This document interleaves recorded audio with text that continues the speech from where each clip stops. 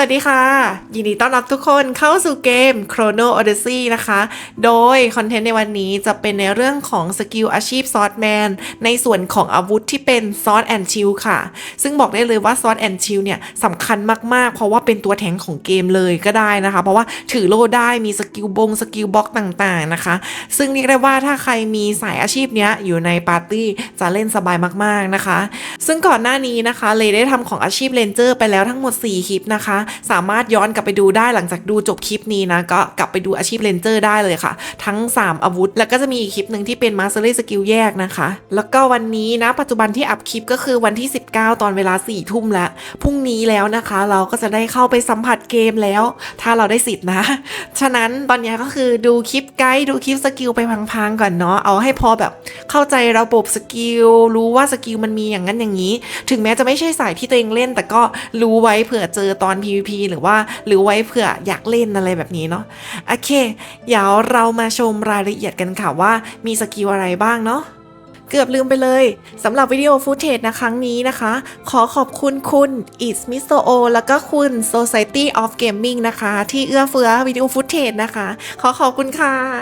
มาดูกันที่สกิลแรกค่ะBlast and Slash ใช้โล่กระแทกศัตรูจากนั้นฟันกวาดสร้างความเสียหาย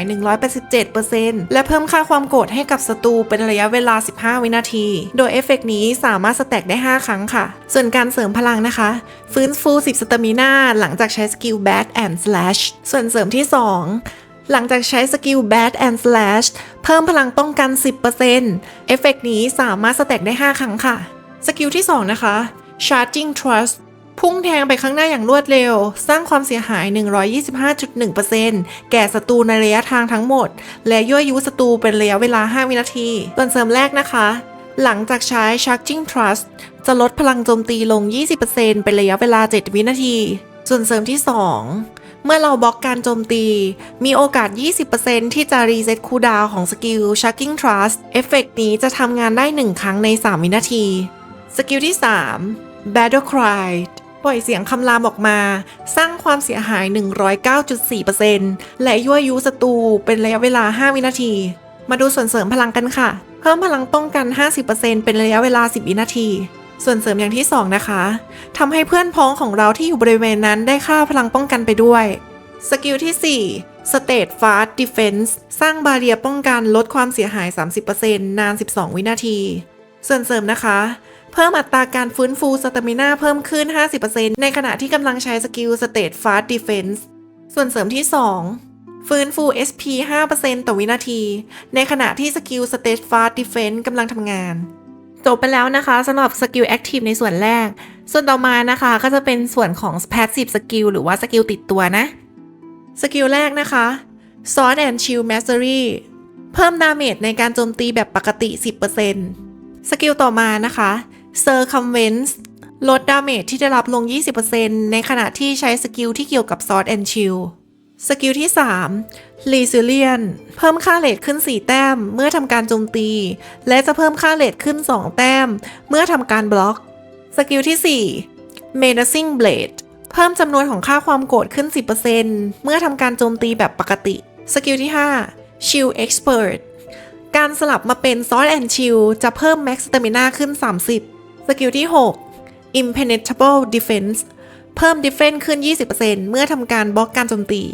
สกิลที่ 7 Tide Turner เมื่อทำการบล็อกการโจมตีสำเร็จจะลด Stamina ที่ใช้ลง 30% สกิลที่ 8 Guardian Furies เมื่อทำการใช้สกิลที่เกี่ยวกับโล่จะทำการเพิ่มดาเมจขึ้นโดยคำนวณจาก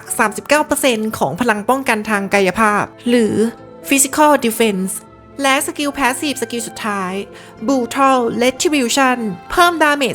15% แก่ศัตรูที่ติดสถานะยั่วยุแล้วก็กลับมาที่สกิล Active ในส่วนที่ 2 นะคะสกิลแรก Shield Blast ทำดาเมจ 115% และทำให้ศัตรูล้มลงในขณะใช้สกิลเราจะได้สถานะ Super Armor ส่วนเสริมพลังนะคะหลังจากใช้สกิล Shield Blast จะลดความเร็วในการเคลื่อนที่ลง 70% เป็นระยะเวลา 8 วินาทีส่วนเสริมที่ 2 ได้รับค่าเรทขึ้น 30 หลังจากใช้สกิล Shield Blast สกิลที่ 2 นะคะ Angle Strike ทำดาเมจ 116.3% และได้รับสถานะการเสริมพลัง Angle Strike เป็นระยะเวลา 10 วินาที โดยดาเมจของสถานะนี้จะเพิ่มขึ้นตามจำนวนสแต็กที่ได้รับ โดยที่ 1 สแต็กจะทำดาเมจ 127.9% 2 สแต็กจะทำดาเมจ 139.6% 3 สแต็กจะทำดาเมจ 151.2%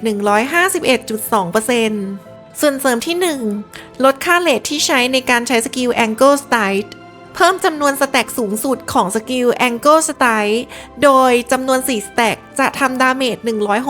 162.8% และจำนวน 5 สแต็กจะทำดาเมจ 174.5%สกิลที่ 3 Earth Shatter กระโดดขึ้นกลางอากาศแล้วพุ่งกระแทกพื้นด้วยโล่ สร้างความเสียหาย 127.9% แก่ศัตรูรอบตัว และทำให้ติดสตันนาน 2 วินาที และจะได้รับสถานะ Super Armor ขณะใช้สกิลนี้ ส่วนเสริมพลังนะคะ เมื่อค่าเรทสูงกว่า 60 สกิล Earth Shatter จะทำดาเมจเพิ่มมากขึ้น โดยคำนวณจาก 49% ของค่า Physical Defense หรือว่าค่าพลังป้องกันทางกายภาพนั่นเอง ส่วนเสริมที่ 2 นะคะ ในขณะที่ใช้สกิล Earth Shatter โล่ของเราจะสามารถรับดาเมจที่เข้ามาได้ โดยคำนวณจาก 50% ของเลือดที่เรามี และจะทำการลบ CC สกิลออกทั้งหมด ยกเว้นการน็อกดาวน์และ Temporal Isolation แล้วก็มาถึงสกิลสุดท้ายนะคะ Indomitable Cry ได้รับการเป็นอมตะเป็นระยะเวลา 4 วินาที และลดค่าความโกรธของศัตรูรอบตัวลง 90% ส่วนเสริมพลังนะคะลดคูลดาวน์ของสกิลนี้ลง และส่วนเสริมที่ 2 สะท้อนความเสียหายที่ได้รับจากศัตรู 50% เป็นระยะเวลา 10 วินาที โดยดาเมจที่สะท้อนกลับจะไม่เกิน 100% ของพลังโจมตีของเรา ก็จบกันไปแล้วนะคะกับ Sword and Shield นะคะ โอ้โห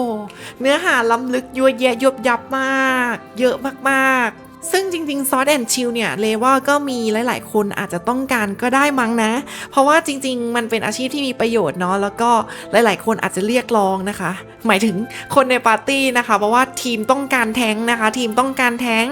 แต่เดี๋ยวเรามาอธิบายกันดีกว่านะคะเพราะว่าบางทีมันจะมี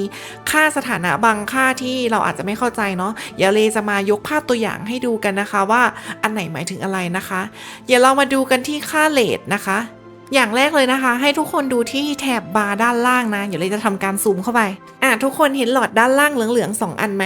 หลอดด้านบนเขาจะเรียกว่าหลอดค่าเรทนะคะซึ่งค่าเรทเนี่ยมันจะได้จากการตีมอนสเตอร์นะคะด้วยวิธีการต่างๆเนาะแล้วเราก็จะเอาค่าเรทเนี่ยไปใช้กับสกิลบางสกิลดังที่เลได้สอนไปก่อนหน้านี้เนาะอันเนี้ยเขาเรียกว่าหลอดค่าเรทส่วนหลอดด้านล่างอะค่ะอันเนี้ยคือสตามิน่านะคะใช้ในการกิ้งในการบล็อกแบบนี้ค่ะส่วนของอาชีพเรนเจอร์มันจะไม่มีค่าเรทนี่นะมันจะเป็นค่าวิกเกอร์ที่เราเพิ่งสอนไปในคลิปก่อนหน้านะย้อนกลับไปดูได้หลังจบคลิปนี้นะก็ย้อนกลับไปดูมันจะไม่เหมือนกันแต่ละอาชีพเนาะสำหรับข้อมูลของสายซอสแอนด์ชิลก็น่าจะมีข้อมูลประมาณเท่านี้นะคะส่วนวันนี้นะคะก็จะเป็นวันที่20แล้วขอให้ทุกคนได้รับคีย์ในการเข้าเล่นด้วยนะคะแล้วก็ในเรื่องของเซิร์ฟเวอร์เลได้ไปทำการฟาดฟันกับต่างประเทศมาเรียบร้อยแล้วนะคะว่าไทยแลนด์จะลงเซิร์ฟ4พวกเธอจะลงเซิร์ฟไหนลงเลยแล้วเลก็สรุปมาเป็นตารางให้แล้วนะคะว่าแต่ละประเทศเขาเลือกเซิร์ฟไหนกันนะคะเดี๋ยวเลจะขึ้นรูปให้ดังนี้นะแล้วก็เอาไปเป่าประกาศทุกคนเลยนะคะว่าไทยแลนด์อยู่เซิร์ฟ4นะอยู่เซิร์ฟ4นะคะไว้เจอกันในเซิร์ฟเวอร์สำหรับใครที่ไม่มีอะไรดูนะคะไปย้อนกลับดูไกด์เรนเจอร์ของเลได้นะคะเลทำไว้ทั้งหมด4คลิปด้วยกันไปนั่งย้อนดูเลยเรนเจอร์นะคะ4คลิปไปดูให้หมดนะคะแล้วก็อย่าลืมฝากกดไลค์กด Subscribe เป็นกำลังใจให้กับช่องเลซินด้วยนะแล้วก็ใครอยากให้เลทำคลิปอาชีพไหนอาวุธอะไรก็พิมพ์คอมเมนต์ไว้ที่ด้านล่างนะประชาสัมพันธ์นิดนึงเลมีกลุ่ม Facebook นะคะแล้วก็มี Discordด้วยสามารถเข้ามาได้ที่ลิงก์ description ด้านล่างนะคะไว้เจอกันใหม่คลิปต่อไปสำหรับวันนี้ขอบคุณและสวัสดีค่ะ